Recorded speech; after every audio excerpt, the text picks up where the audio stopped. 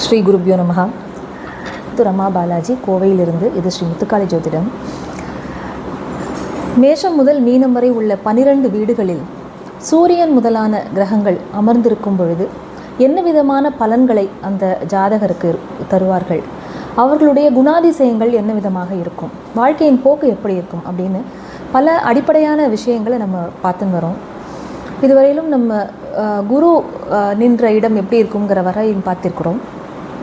இப்போது அடுத்ததாக நாம் பார்க்க இருப்பது சுக்கிரன் மேஷம் முதல் மீனம் வரை இருக்கும் வீடுகளில் இருந்தால் என்ன விதமான பலன்களை தருவார், அந்த ஜாதகருடைய இயல்பு எப்படி இருக்கும் அப்படின்னு பார்க்க போகிறோம். பொதுவாக சுக்கிரன் அப்படின்னு சொன்னாலே அழகு, கலை இதெல்லாம் நமக்கு ஞாபகம் வரும். ஒரு கவர்ச்சி, செல்வம், பொருளாதாரம் இதெல்லாம் தான் நம்ம மனசில் வந்து நிற்கும் இல்லையா. சுக்கிர பகவான் வந்து ஆடம்பரம், அழகுணர்ச்சி, கலை ரசனை, ஆடல் பாடல், இந்த மாதிரியான விஷயங்கள், சுவையான உணவு, ஒரு சுகத்தை அனுபவித்தல், அந்த என்ஜாய்மெண்ட்டுன்னு சொல்கிறோம் இல்லையா, என்டர்டெயின்மெண்ட்டுன்னு சொல்கிறோம், இதற்கு எல்லாவற்றிற்கும் காரகன் வந்து சுக்கிர பகவான் தான். பொதுவாகவே நவகிரகங்களை நாம் 2 அணிகளாக பிரிக்கிறோம். தேவ அணி, தேவர்களுடைய தலைவனான அந்த குருவை, தேவ குருவை தலைமையாக கொண்ட, குரு பகவானை தலைமையாக கொண்ட ஒரு அணி, அசுர குருவை தலைமையாக கொண்ட ஒரு அணி அப்படின்னு பிரிக்கிறோம். இப்போ குரு பகவானுக்கு, ப்ரஹஸ்பதினு சொல்லக்கூடிய குரு பகவானுக்கு இணையாக அசுரர்களுடைய ஒரு குருவாக இருப்பவர் தான் சுக்கிராச்சாரியார், அவர் தான் சுக்கிரன். அப்போது சுக்கிரனுமே ஒரு ஜாதகத்தில் சுக்கிரனுடைய வலு நல்லா இருந்ததுன்னா அந்த மூலிகை மருத்துவம் இதெல்லாம் அவங்களுக்கு ரொம்ப நல்லா வரும். மருத்துவம் அப்படிங்கிறது சுக்கிராச்சாரியார் தான். ஏன்னா மிருத சஞ்சீவினின்னு சொல்லக்கூடிய இறந்தவர்களையும் உயிர்ப்பிக்கக்கூடிய மந்திரம் யாருக்கு தெரியும்னா சுக்கிர பகவானுக்கு மட்டும்தான் தெரியும். அதனால நம்ம அவரையும் வந்து குறைவாக எடை போடக்கூடாது. அவருடைய அருள் கடாட்சம் நமக்கு ரொம்ப ரொம்ப வேணும். அதுவும் இந்த கலிகாலத்தில் என்ன சொல்லி வச்சுட்டு போயிருக்கார் நம்ம தெய்வ புலவரே, பொருள் இல்லாருக்கு இவ்வுலகம் இல்லை, அருள் இல்லாருக்கு அவ்வுலகம் இல்லைன்னு இருக்கார். அப்போ பொருள் நமக்கு வேணும்னா அதுக்கு சுக்கிரனுடைய கடாட்சம் நமக்கு ரொம்பவே வேணுமா இருக்குது. நம்ம கையில் அன்றாடம் புரளக்கூடிய பணம் இருக்கு இல்லையா, அந்த பணத்தை கொடுக்கக்கூடியவர் வந்து சுக்கிர பகவான் தான். சரி, இப்படிப்பட்ட சுக்கிரன் ஒரு ஜாதகத்தில் மேஷத்தில் இருந்தால் என்ன விதமான பலன் இருக்கும்னா, மேஷத்தில் சுக்கிரன் அமைய பெற்ற அந்த ஜாதகர், அவருடைய மனைவி ரொம்ப ஒரு எல்லாரையும் ஒரு கண்ட்ரோல் எடுத்து குடும்பத்தை நடத்தக்கூடியவர்களாக இருப்பார்கள். குடும்பத்தை தன்னுடைய அபாரமான சக்தியின் மூலமாகவும் நன்றாக வழிநடத்தும் திறன் உடையவளாகவும் இருப்பாள். நல்ல அழகுணர்ச்சியோடு இருப்பாங்க, பார்க்குறதுக்கே ஆள் கம்பீரமாக இருப்பாங்க. இது பெண்ணாக இருந்தால் மேஷங்கிறது வந்து செவ்வாயுடைய வீடு இல்லையா. அப்போ தன்னுடைய அந்த பெண்ணுடைய கணவனானவன் மிகவும் மென்மையான மனதுடையவனாக, அந்த கணவன் வந்து ரொம்ப அழகுணர்ச்சி மிகுந்தவனாக, தன்னை அலங்கரித்துக் கொள்வதில் ஸ்ரத்தை உள்ளவனாக, வாழ்க்கையை அலங்காரமாகவும் ஆடம்பரமாகவும் வாழ வேண்டும் அப்படிங்கிற நினைப்பு உள்ளவனாகவும் இருப்பான். ரிஷபத்தில் இருக்கக்கூடிய சுக்கிரன் என்ன செய்வார்னா, சுக்கிரனுக்கு தன் வீடே அது. சுக்கிரன் வந்து நல்ல ஒரு பலமுடன் அமர்ந்திருக்கக்கூடிய வீடு வந்து ரிஷப வீடு. அப்போது அந்த ஜாதகரோ ஜாதகியோ எப்படி இருப்பாங்கன்னா, என்டர்டெயின்மெண்ட்டு தான் வாழ்க்கை, எல்லா ரசனையோட வாழ்க்கையை ஃபுல்லஸ்ட்டு வாழ்ந்துடணும் அப்படிங்கிற எண்ணம் நிறைய இருக்கும் மனசில் அவங்களுக்கு. இது வந்து எப்படின்னா, நல்ல சுவையான உணவு, நல்ல எல்லா ஆடை ஆபரணங்களை அணிந்து நம்மளை நல்லா வச்சுக்கிறது, அதே நேரத்தில் எல்லா சுகங்களையும் அனுபவிப்பது, கலை உணர்ச்சி மிகுந்தவர்களாக வீட்டையே அப்படியே அழகாக ஒரு பேலஸ் ஆட்டமாக அலங்கரித்து வச்சுருப்பாங்க. அவ்வளோ ரசனையோட நிறைய கலை பொருட்களை சேகரிப்பதில் ஆர்வம், இந்த மாதிரி எல்லாமே இருக்கும். நல்ல ஹாஸ்பிட்டாலிட்டி இருக்கும் அவங்கக்கிட்ட. யாராவது வீட்டுக்கு வந்தாங்கன்னா அவங்கள நல்லா லாவிஷாக கவனிக்கிறது மூலமாக அவங்களை திரும்பி போகிறதுக்கே மனசு இருக்காது, அவ்வளோ நல்லா பார்த்துப்பாங்க. அவங்களுடைய பொருளாதார லெவலுமே வந்து ரொம்ப ஹையஸ்ட்டாக இருக்கும்.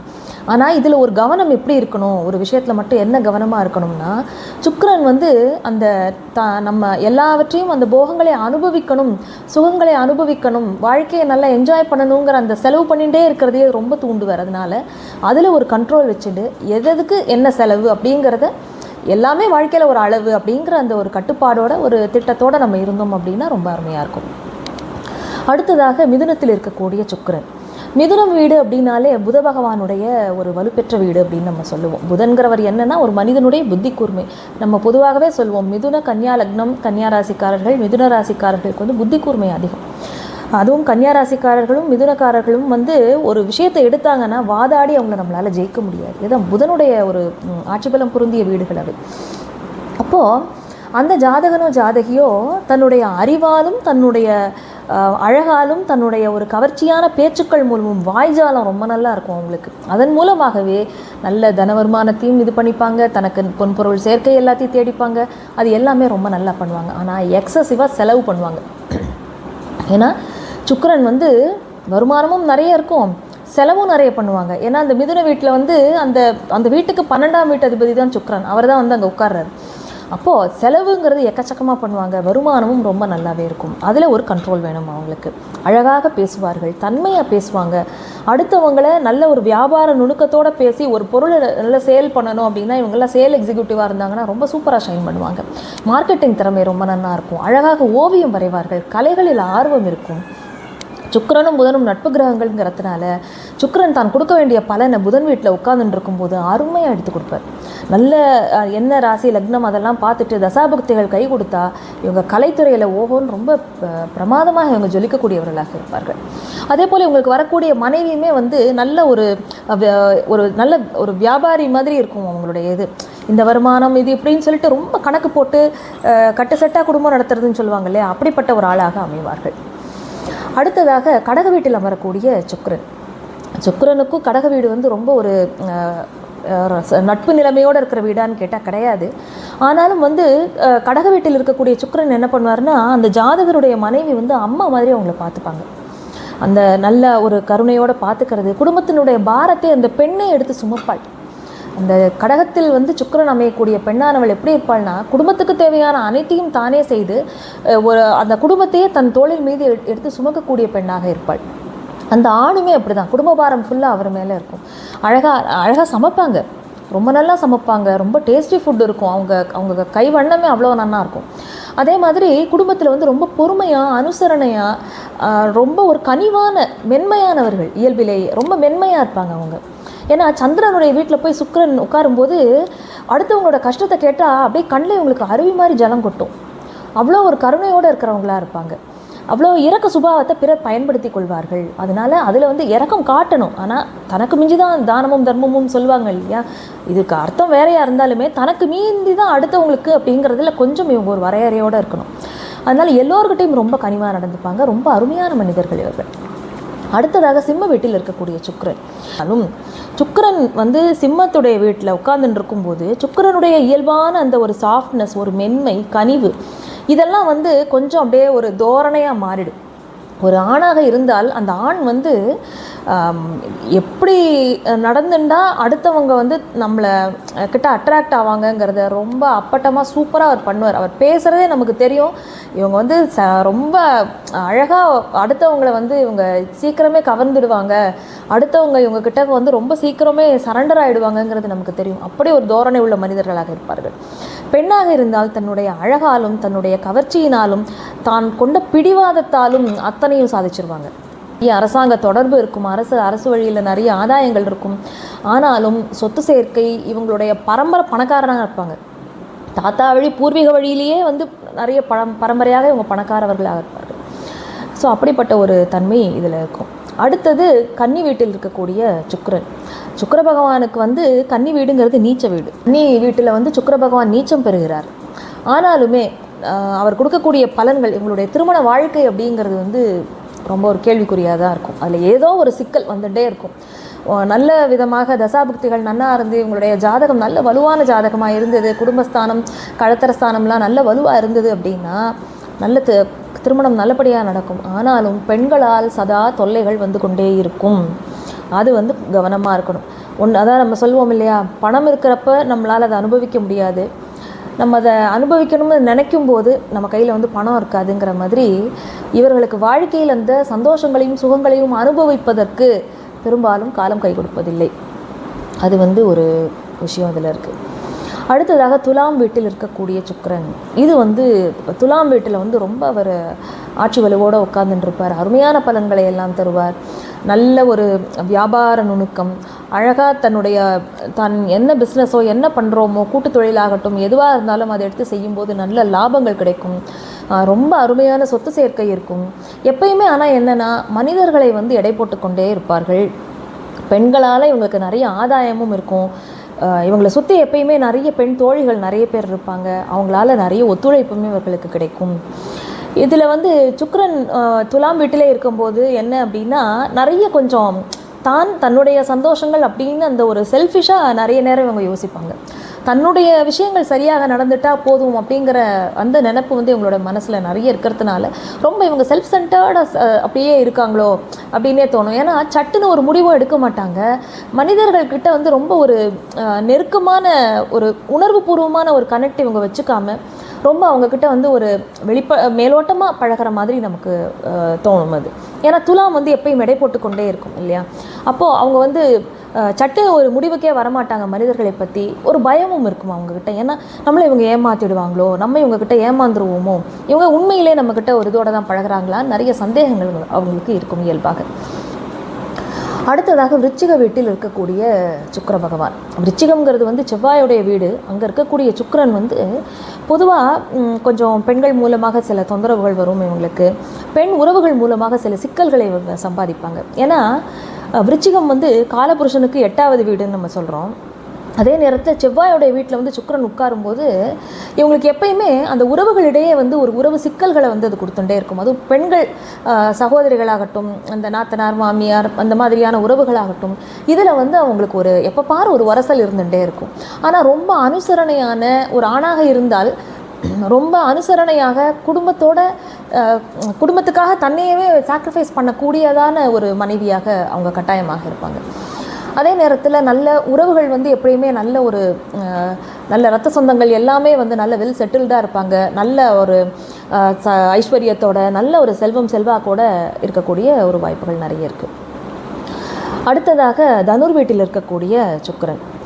தனுர் வீடுங்கிறது வந்து குரு பகவானுடைய வீடு. அதாவது நம்ம சொன்னோம் இல்லையா, அருள் அணி பொருள் அணி அப்படின்னு 2 பிரிக்கும் போது அருள் அப்படிங்கிற அந்த தார்மீகம் அந்த மாதிரியான விஷயங்களை சொல்லக்கூடிய அந்த குரு பகவானும், உலகாயத விஷயங்களான அந்த பொருள் சம்பந்தப்பட்ட விஷயங்களை தரக்கூடிய சுக்கிர பகவானும், அவங்க 2 பேரும் இருக்கிற ஒரு காம்பினேஷன் நம்ம இதை எடுத்துக்கணும். அப்போ தனுர் வீட்டில் இருக்கக்கூடிய சுக்கிரன் என்ன பண்ணுவார் அப்படின்னா நிறைய ஆன்மீக எண்ணங்களை கொடுப்பார். ஆனால் என்னென்னா அதுவான்னு மனசு வந்து அலைபாஞ்சுட்டே இருக்கும். இதையும் நல்லா செய்ய விட மாட்டாங்க, அதையும் நல்லா செய்ய விட மாட்டாங்க. இந்த வாழ்க்கையிலே நம்ம வந்து ரொம்ப அப்படி தெய்வீக நாட்டம் அதிகமாக இருக்கிற வாழ்க்கையிலே இருந்துருவோமான்னு ஒரு எண்ணம் வரும். அப்புறம் பொருள் சார்ந்த விஷயங்கள் உலகாயத விஷயங்கள்லேயும் மனசு நிறைய ஈடுபடும். ஒரு அலைபாஞ்சுட்டே இருக்கிற மாதிரி இருக்கும். ஆனால் நல்ல ஒரு வழிகாட்டுதல்கள் இருக்கும். பெரிய ஒரு தெய்வீக சம்பந்தமான விஷயங்களுடைய தொடர்பு இவங்களுக்கு நிறைய கிடைக்கும். ஆன்மீக நாட்டங்கள் இருக்கும். பெண் தெய்வ வழிபாடு ரொம்ப அருமையாக எடுத்து பண்ணுறக்கூடிய யோகங்கள்லாம் கிடைக்கும். பெண்ணால் எந்த ஒரு உயரத்தையும் எட்ட முடியும், அருமையாக சாதிக்க முடியும். நம்ம பொதுவாக எந்த ஒரு கிரகமுமே எடுத்துட்டு அதோடைய நெகட்டிவாக நம்ம பற்றி யோசிச்சுட்டே இருக்கக்கூடாது. இது மூலமாக நமக்கு ஒரு ஜோதிடம்ங்கிறது நம்ம அணுகிறதே எதுக்காக, இதெல்லாம் இருக்குன்னு தெரிஞ்சுட்டா அதை நான் பாசிட்டிவாக எப்படி என்னோட லைஃப்பில் நான் ரிஃப்ளெக்ட் பண்ண போகிறேன், அதற்காக தான் நம்ம ஜோதிடமே பார்க்கணும். அடுத்ததாக மகர வீட்டில் இருக்கக்கூடிய சுக்கிரன். மகரம்ங்கிறது என்னென்னா, அதாவது சுக்கிர பகவான் வந்து தன்னுடைய நீச்ச வீட்டிலேருந்து தாண்டி மகரத்துக்கு வந்துடுறார். இப்போ மகர வீடுங்கிறது வந்து குரு பகவானுடைய நீச்ச வீடு. சுக்கிரனுக்கு வந்து சனி பகவானுடைய வீடாகிறது. சனிக்கும் சுக்கிரனுக்கும் நல்ல அண்டர்ஸ்டாண்டிங் உண்டு. சனி பகவான் வந்து சுக்கிரனை வந்து ராசிநாதனாகவோ லக்னாதிபதியாகவோ கொண்ட ஜாதகர்களுக்கு அருமையான பலன்களை கொடுப்பார். அது நம்ம ரிஷப லக்னத்துக்கு பார்க்கும்போதே பார்த்துருப்போம்.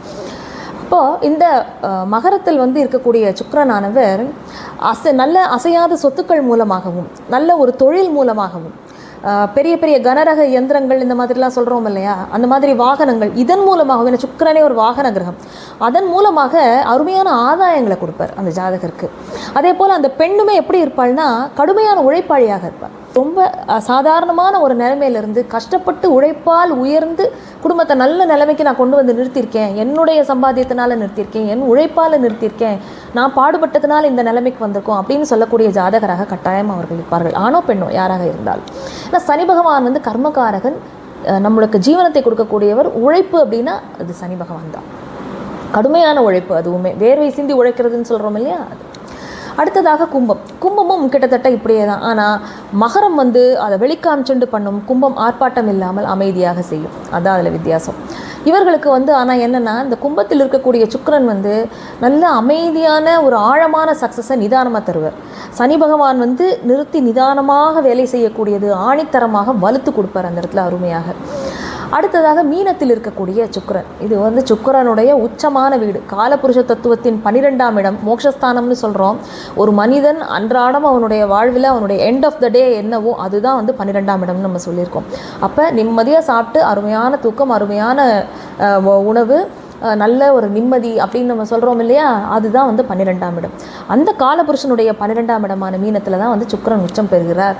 அப்போது அந்த ஜாதகரோ ஜாதகியோ எப்படி இருப்பாங்கன்னா, நல்ல செல்வ வளத்துடன் பூர்வீகமாக நமக்கு என்னெல்லாம் இருக்கோ அந்த சொத்து பத்துக்களை நல்லா ஆண்டு அனுபவித்து அதன் மூலமாக பல சந்தோஷங்களை பெற்று வாழக்கூடியவர்களாக இருப்பார்கள். இவங்களுக்கு வந்து நிறைய ஆன்மீக நாட்டம் இருக்கும். கோவில்களுக்கு, தான தர்மத்திற்கு, இதுக்கெல்லாம் நிறைய பணத்தை செலவழிப்பாங்க. ஏன்னா அது காலபுருஷனுடைய விரயஸ்தானமாகவும் ஆயிடுறது. அப்போ அது வந்து ஒரு நீர் ராசியாகவும் ஆயிடுறது. அப்போ என்ன அப்படின்னா, பணத்தை தண்ணியாக இறைக்கிறதுன்னு சொல்லுவோம் இல்லையா, அது மாதிரி ரொம்ப ஒரு லிமிட்டே வச்சுக்க மாட்டாங்க.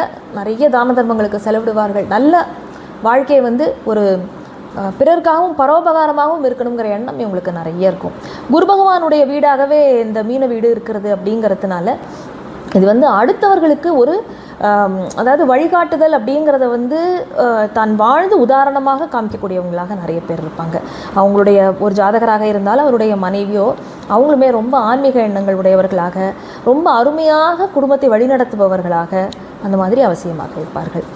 இதுவரை நம்ம மேஷத்திலிருந்து மீனம் வரைக்கும் இந்த வீடுகளில் சுக்கிர பகவான் அமர்ந்தால் என்ன விதமான பலன்கள்னு சொல்லி விரிவாக பார்த்தோம். அடுத்ததாக மேஷம் முதல் மீனம் வரை சனி பகவான் அமர்ந்திருந்தால் அந்த ஜாதகன் அல்லது ஜாதகிக்கு என்ன விதமான குணாதிசயங்கள் இருக்கும், என்ன வாழ்க்கையில் என்ன விஷயங்கள்லாம் நடக்கும் அப்படிங்கிறத விரிவாக பார்க்கலாம். இந்த காணொலி உங்களுக்கு பிடிச்சிருந்ததுன்னா இதை லைக் பண்ணி இந்த சேனலுக்கு சப்ஸ்கிரைப் பண்ணி வச்சுக்கோங்க. இதை உங்களுக்கு தெரிஞ்சவங்களுக்கு ஷேர் பண்ணுங்கள். அப்புறம் அந்த பெல் ஐக்கனை கிளிக் பண்ணி வச்சிங்கன்னா அடுத்தடுத்த வீடியோஸோட நோட்டிஃபிகேஷன் உங்களுக்கு வரும். உங்களுடைய மேலான கருத்துக்களை கீழே கமெண்ட் செக்ஷனில் தெரிவிங்க. அடுத்து என்ன விதமான காணொலிகள் உங்களுக்கு வேணும் அப்படிங்கிறதையும் நீங்கள் தெரிவிங்க. நன்றி, வணக்கம்.